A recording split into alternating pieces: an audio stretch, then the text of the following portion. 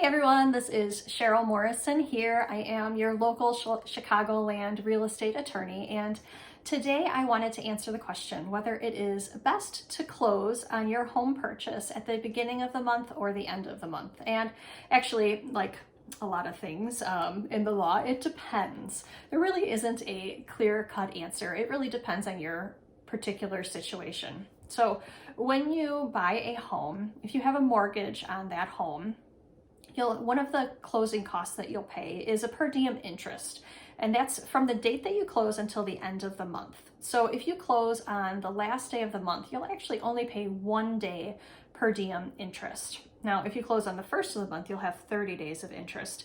So this could change how much money you have to bring to closing. It could be $1,000, maybe more dollars more if you close at the beginning of the month rather than the end of the month. So if you're looking to minimize the amount of money that you need to bring to closing, it makes sense to have a closing date at the end of the month. Now, if you have a little leeway and a little bit more cash in hand, you might choose to still close at the beginning of the month. If you do that, you'll pay more in that per diem interest. However, your first mortgage payment won't be due until much later, because when you close the very first of the following month, you don't make a mortgage payment. It's the month after that. So here we're in January now. People who close in January, they'll make their first mortgage payment on March 1st.